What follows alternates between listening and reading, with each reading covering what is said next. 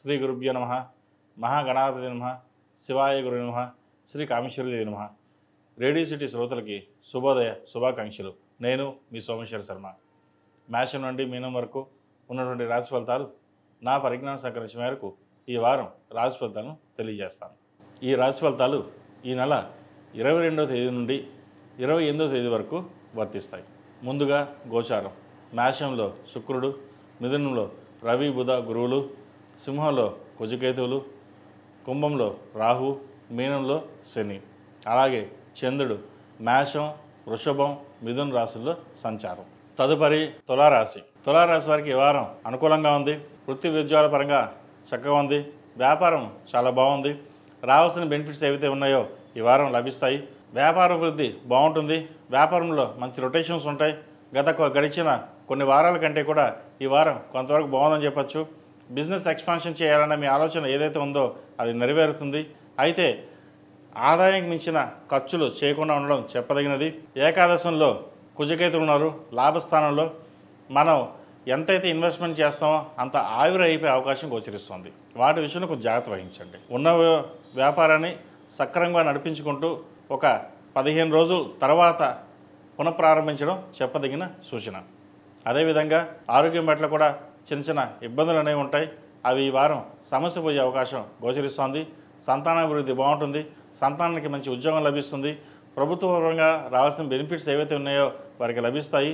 మంచి ఉద్యోగం లభిస్తుంది. ప్రైవేట్ సంస్థల్లో పనిచేస్తున్న వారికి ప్రమోషన్స్ కావచ్చు. అలాగే ప్రైవేట్ సంస్థలో పనిచేస్తున్న వారికి ప్రమోషన్స్ కావచ్చు, ఇంక్రిమెంట్లు కావచ్చు వచ్చే అవకాశాలు గోచరిస్తోంది. మీడియా రంగానికి ఈ వారం బాగుందని చెప్పచ్చు.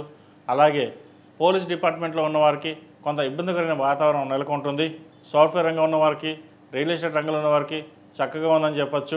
కాస్మెటిక్స్, ఫ్యాషన్ డిజైనింగ్ ఈ రంగాల వారికి కొంత ఇబ్బందికరమైన వాతావరణం ఉంటుంది. రావాల్సిన బెనిఫిట్స్ రాకపోగా ఖర్చు అనేది ఎక్కువగా ఉంటుంది. ₹1కి ₹20 ఖర్చు ఉంటుంది. అయితే ఇటువంటి విషయంలోనే నిగ్రహంగా ఉండి ముందుకు వెళ్ళాలి. జీవిత భాగస్వామి సహాయ సహకారాలు మీకు ఎంతగానో లభిస్తాయి. దాంతో ముందుకు వెళ్ళగలుగుతారు. అదేవిధంగా ఈ రాశిలో మించిన విద్యార్థులకు ఈ వారం సానుకూల పరిస్థితులు గోచరిస్తోంది. విద్యా విషయాల పట్ల మంచి అవగాహన పెరిగి ఉంటారు. అదేవిధంగా వైద్య వృత్తిలో ఉన్న వారికి చాలా అనుకూలంగా ఉంది. సాఫ్ట్వేర్ రంగం కావచ్చు, MBA, finance, account sections, banking sectors వారు మంచి రాణించగలుగుతారు. అయితే వీరు ప్రభుత్వ ఉద్యోగం కోసం రాసే రాత పరీక్షలు ఏవైతే ఉన్నాయో అవి పాస్ అవ్వడం, మంచి ఉద్యోగం సంపాదించడం అనేది ఏర్పడుతుంది. ప్రభుత్వ ఉద్యోగపరంగా ఎవరైతే కృషి చేస్తున్నారో వారికి ఈ వారం నెరవేరే అవకాశాలు గట్టిగానే గోచరిస్తుంది. అదేవిధంగా ఈ రాశిలో జన్మించిన స్త్రీలకు వృత్తి ఉద్యోగాల పరంగా బాగున్నప్పటికీ ఆరోగ్యపరంగా జాగ్రత్తలు తీసుకోవాలి. ఆదాయానికి మించిన ఖర్చులు పెట్టకుండా ఉండడం చెప్పదగిన సూచన. వచ్చిన అవకాశాలు సద్వినియోగపరచుకోవాలి. మంచి అవకాశాలు చేతి దాకా వచ్చి జరిపే అవకాశం కూడా లేకపోలేదు. పర్సనల్ లోన్స్, క్రెడిట్ కార్డు విషయంలో జాగ్రత్తలు తీసుకోవాలి. అలాగే ఈ ఫోన్పే, గూగుల్ పే ఇటువంటి విషయాల్లో మోసపోయే అవకాశం ఉంది. వాటి విషయంలో కూడా జాగ్రత్త తీసుకోండి.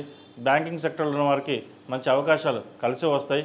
మంచి ప్రమోషన్ వచ్చే అవకాశం గోచరిస్తోంది. ప్రభుత్వ పరంగా ఉన్న వాళ్ళు కూడా సానుకూల పరిస్థితి ఉంది.